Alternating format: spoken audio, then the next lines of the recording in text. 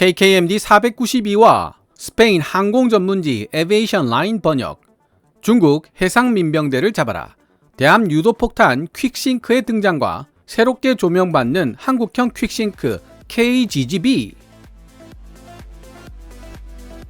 지난 489화 영상을 통해 미국의 퀵싱크처럼 대한민국 KGGB를 대함 유도폭탄으로 사용할 수 있다고 짧게 소개한 적이 있었는데요.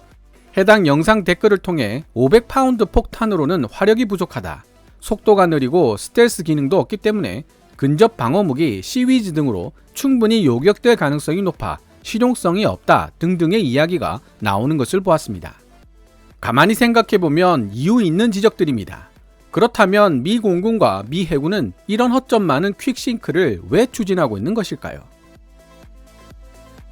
제2차 세계대전이 끝난 이후 제해권을 장악한 나라는 미국이었으며, 이러한 제해권을 바탕으로 미국 주도의 세계평화 팍스 아메리카나가 성립되었습니다. 비록 자국의 이익을 위해서기는 했지만 미국은 전 세계에 안전해진 해상교통로를 제공했고, 그 덕분에 해상 무역이 활발하게 이루어지기 시작했습니다. 그러나 아이러니하게도 미국의 제해권을 바탕으로 힘을 키운 중국은 회색지대 그레이존 전술이라고 불리는 방법을 통해 미국의 제해권에 도전하고 있습니다. 회색지대 전술이란 정규군이 아닌 민병대 등을 활용해 상대가 정규군을 동원한 군사적 대응을 하기에는 모호한 수준의 도발적 행동을 일삼으면서 자신의 이익을 추구하는 전술을 뜻하는데요. 우크라이나로부터 크림반도를 빼앗을 때 러시아가 그러했고, 남중국해에서 막무가내로 영유권을 주장하고 있는 중국 역시 이 회색지대 전술을 사용하고 있습니다. 우리나라 서해와 남해, 최근에는 동해까지 출몰해 불법으로 조업을 일삼고 어린 취어까지 싹쓸이하는 저인망 어업 등을 통해 어족 자원의 씨를 말리는 중국 어선들이 있습니다.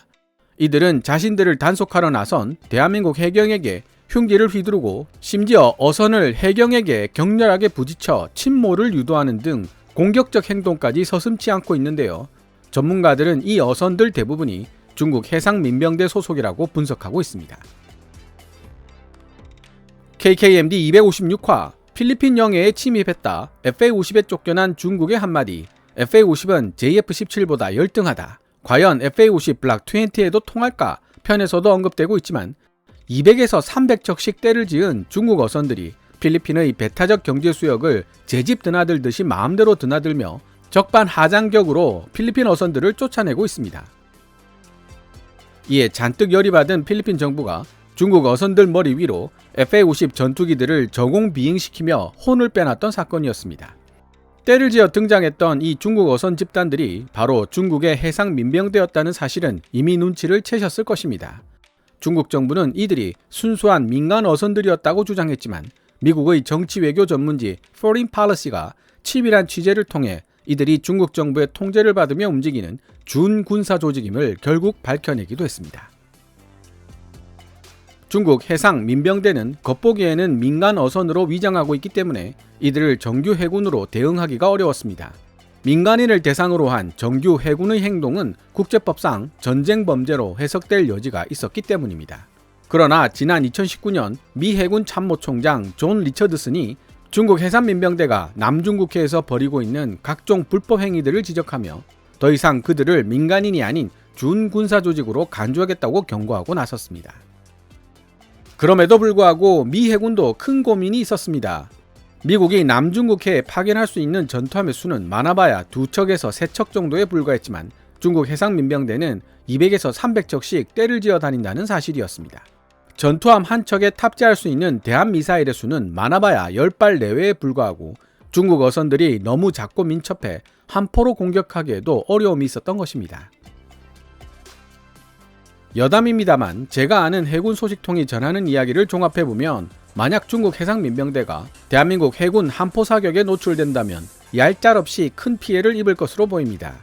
북한의 작고 빠른 고속정 침투 등을 대비해 연마한 대한민국 해군의 한포 사격 능력은 이미 전 세계적으로 유명세를 떨친 적이 있기 때문입니다.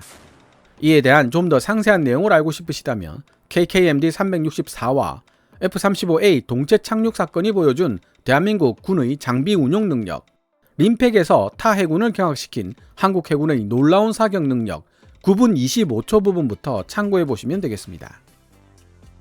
다시 본론으로 돌아와서 전투력은 미미하지만 많은 숫자가 문제가 되고 있는 중국 해상민병대를 어떻게 공략하면 좋을지를 고민하던 미국이 내놓은 해답이 바로 퀵싱크 프로그램입니다. 먼저 2022년 5월 3일 스페인 항공 전문지 에비에이션 라인이 게재한 기사 Quicksync: The Retro Revolution in Naval Air Warfare. Quicksync 해군 항공전의 복고풍 혁명을 번역해서 함께 살펴보고 이야기를 마무리해 보도록 하겠습니다. 기사 원문은 노란색 글자로 표시됩니다. 미 공군과 해군에 의해 공동으로 수행되고 있는 퀵싱크는 기존의 무기들을 개조하여 저렴한 비용으로 중국 해상민병대가 유발하고 있는 해상 위협을 무력화시킬 수 있는 방안을 모색하는 프로그램이다. 퀵싱크의 개발은 미 공군 연구소가 책임지고 실제 운용은 미 인도태평양 사령부가 담당하고 있다는 사실에서 누구로부터 어떤 종류의 위협을 염두에 두고 퀵싱크 프로그램이 진행되고 있는지를 명확하게 알 수 있다. 커크 허조그 미 공군 연구소 프로그램 매니저는 다음과 같이 말했다.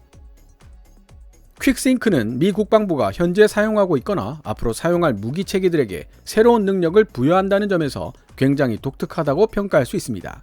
퀵싱크의 등장으로 미국 지도자들과 현장 전투지휘관들은 해상 위협으로부터 미국의 이익을 수호할 수 있는 새로운 수단을 얻을 수 있게 되었습니다. 퀵싱크 프로그램이란 무엇인가?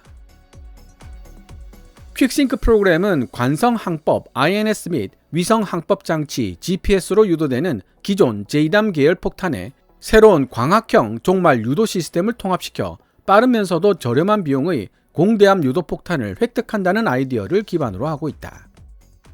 잠수함에서 발사되는 어뢰들이 여전히 적 전투함을 침몰시키는 데 있어 가장 주요하면서도 효과적인 수단으로 남아있기는 하지만 퀵싱크 프로그램을 통해 새로운 방법들이 모색되고 있다. 예를 들어 미 공군과 해군은 개량된 2000파운드 JDAM 정밀 유도폭탄 등을 포함한 공중발사용 무기들을 활용해 잠수함 발사 어뢰와 유사한 치명성을 지닌 대함 무기를 완성하고자 노력하고 있다.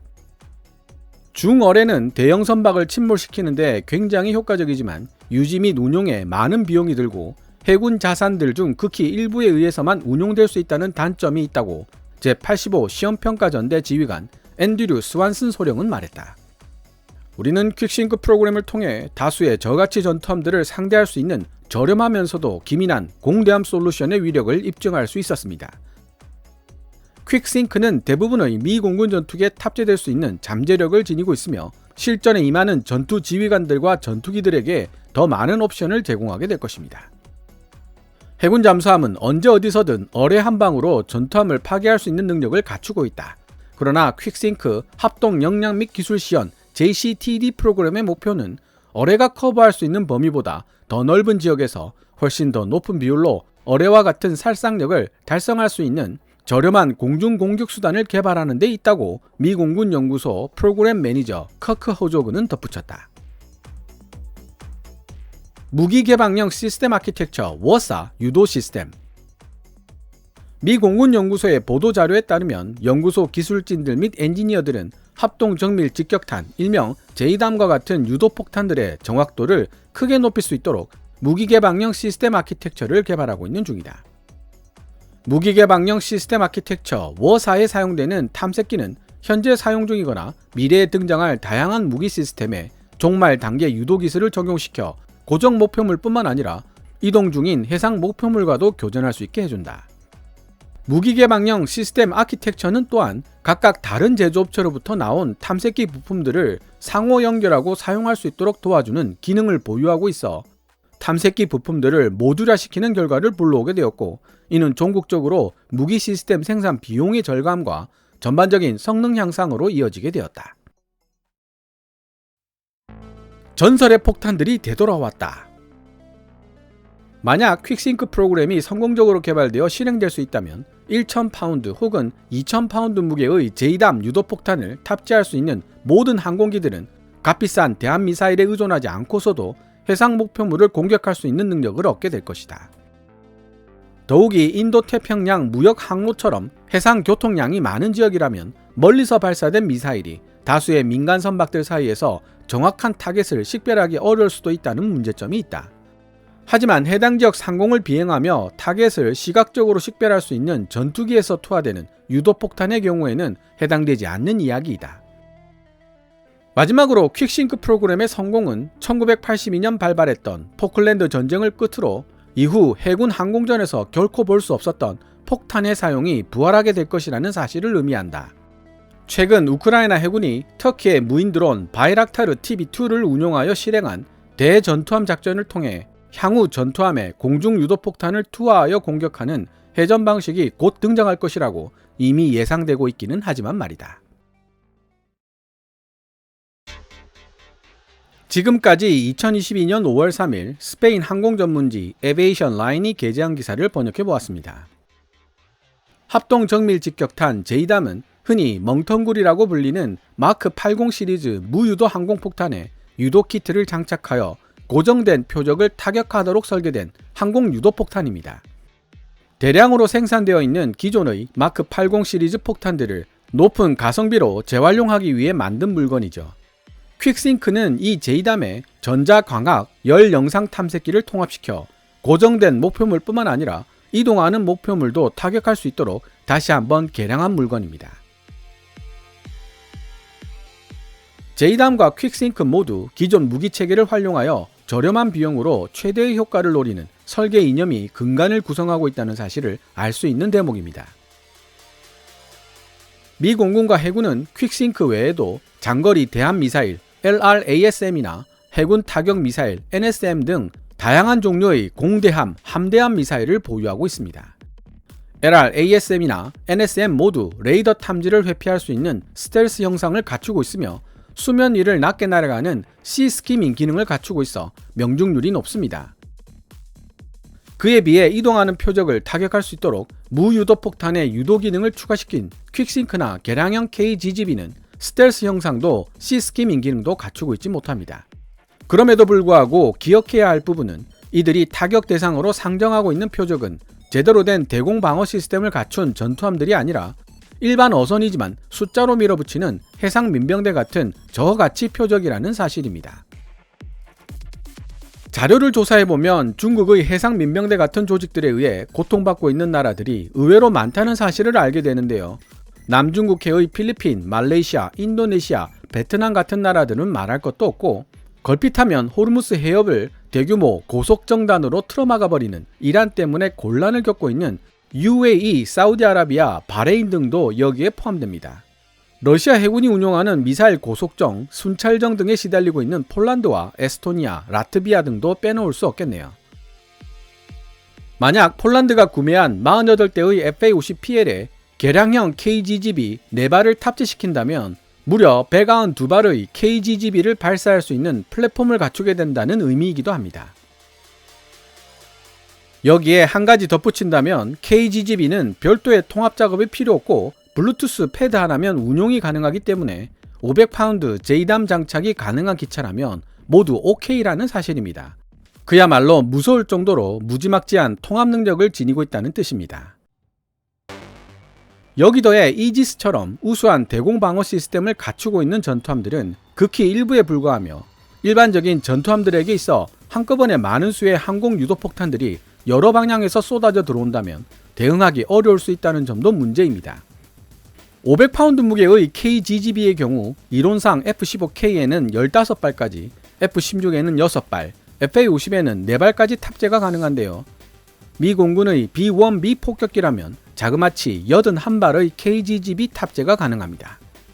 B-1B 폭격기 한 대에서 발사된 81발의 KGGB가 100km 이상의 거리를 날아와 비처럼 쏟아진다면 어떤 광경이 만들어질지 상상이 되시나요?